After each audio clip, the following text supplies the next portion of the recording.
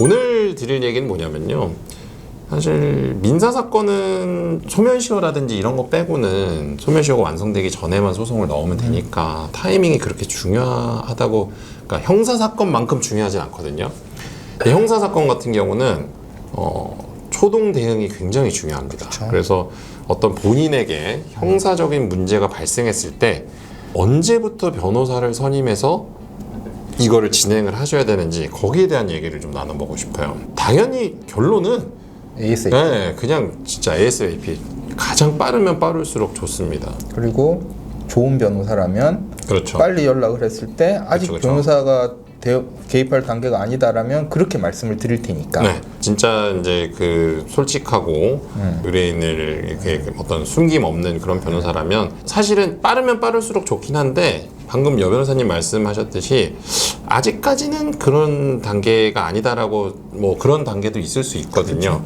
하지만 일단 그래도 뭐 경찰 조사 단계부터 변호사의 도움을 받는 게 굉장히 중요해요. 그러니까 그렇죠. 그 도움이란 게 꼭 선임이 아니더라도 그렇죠. 방향에 대한 지침일 수도 있으니까. 그러니까 그런 것도 있죠. 변호사를 찾으시면서 꼭 내가 변호사를 반드시 선임해야겠다라는 시점에 변호사를 만나실 필요가 없으신 것 같아요. 그냥 변호사를 만나서 상의를 해보고 변호사가 필요한지 아닌지조차도 변호사랑 상의를 하는 게, 의사를 찾을 때도 마찬가지 아닌가요? 그러니까 내가 수술을 꼭 해야 될 때만 의사를 찾는 거 아닌 거니까. 그렇죠. 내 병이 어느 정도인지 확인하기 위해서 그렇게 생각을 하시는 게 좋은 것 같아요. 최근에 제가 이제 맡은 사건이 있는데요. 사건 자체는 되게 간단해요. 근데 이제 우리 의뢰인 측의 얘기를 해드릴게요. 이제 할머니가 저희 의뢰인인데 친구 할머니 세 분이랑 이 할머니랑 같이 에스컬레이터를 탔어요.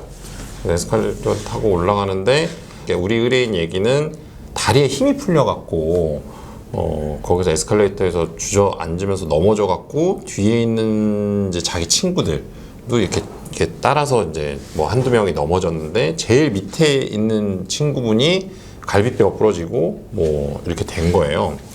근데 중요한 건 이 사건의 쟁점이 뭐냐면 일단은 저희 의뢰인은 내가 뭐 이렇게 발을 헛디디거나 부주의해서가 아니라 나이가 너무 많이 들어서 다리에 힘이 풀려갖고 넘어진 거다라는 것이고, 사실은 잘 보면 거기 CCTV가 있는데 그 CCTV 상에서 이렇게 누가 어떻게 넘어지는지에 대한 판단이 잘 안 서요. 그러니까 되게 화면이 되게 좀 뭐 뿌옇고 도대체 누가 넘어져서 어떻게 넘어져서 누가 깔리고 뭐 이런 것에 대한 판단이 되게 어렵거든요. 근데 이 사건 문제가 뭐냐면 당연히 큰 사건이 아니라고 생각할 수밖에 없어요. 왜냐하면 그냥 넘어져서 다친 거니까. 근데 잘 생각해보면 이 맨 밑에 깔렸던 분이 치료비가 엄청 많이 나왔거든요.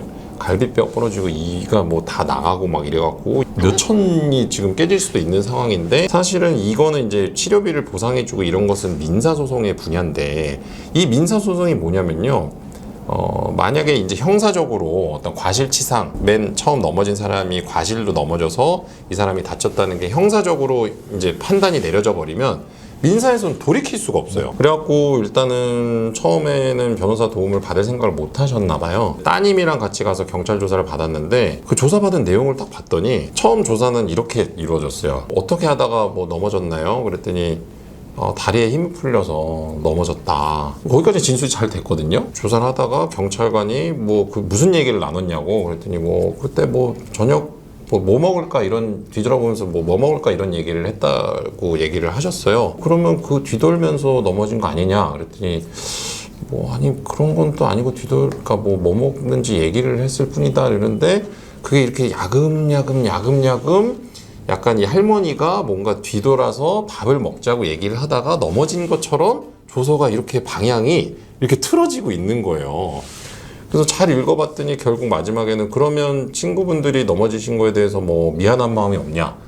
뭐 일단은 뭐 제가 미안한 건 있죠. 친구가 다쳤으니까.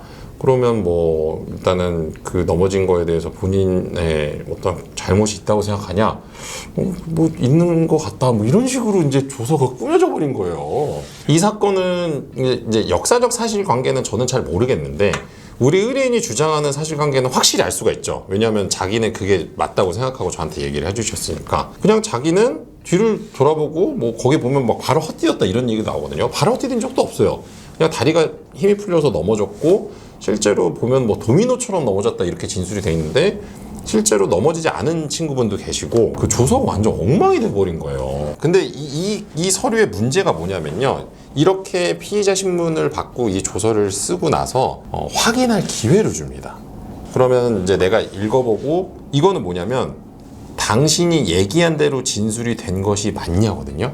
근데 사실 수사관이 그렇게 물어봤고 그렇게 진술한 게 맞아요. 그러면 이게 역사적 사실관계와 일치하지 않는 것에 대한 인식보다는 내가 이 수사관이 물어본 것에 대해서 이렇게 대답한 건 맞으니까 그런가 보다 하고 거기 간인을 하고 도장을 다 찍고 그러면 그 서류는 거기서 완성이 됩니다. 그렇죠.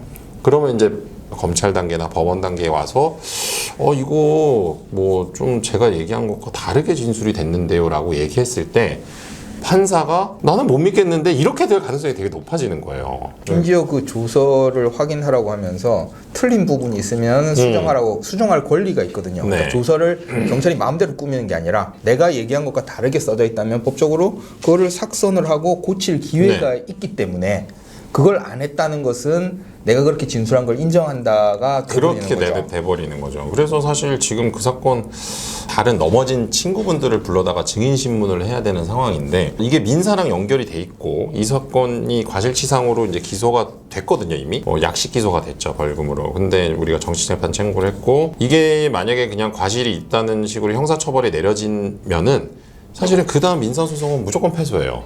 물론 뭐 어떤 범위의 문제가 있긴 하겠지만 형사에서 인정된 과실을 민사에서 뒤집기가 굉장히 어렵거든요. 그렇다면 이 사건은 이제 와서 사실 저희가 선임이 됐는데 만약에 수사 단계에서 선임이 됐다면 이게 과연 진짜 기소가 됐을지 여부도 좀 의문이고 초반 단계에 뭐 제대로 된 어떤 이런 게 있었으면 좀 낫지 않았을까라는 생각.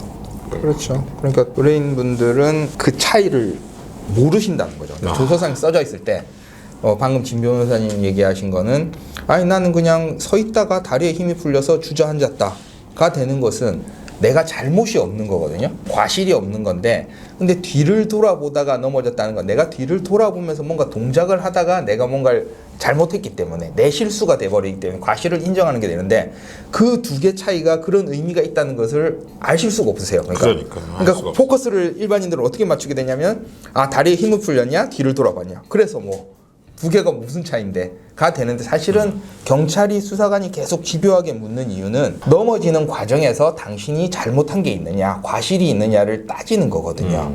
그래서 그렇게 파고 들어가는 것을 저희는 이제 전문가니까 보고서 알고 우리한테 불리한 질문들에 대해서 아니라고 부인을 할 수 있는데 일반인들은 그걸 모르기 때문에 그리고 조사 과정에서는 비슷한 질문 똑같은 질문을 계속 반복하게 되거든요. 처음에 아닌데요라고 하다가도 뭐 그렇죠 그렇게 볼 수도 있죠 이런 식으로 자연스럽게 흘러가는 과정이 돼버리는 거죠.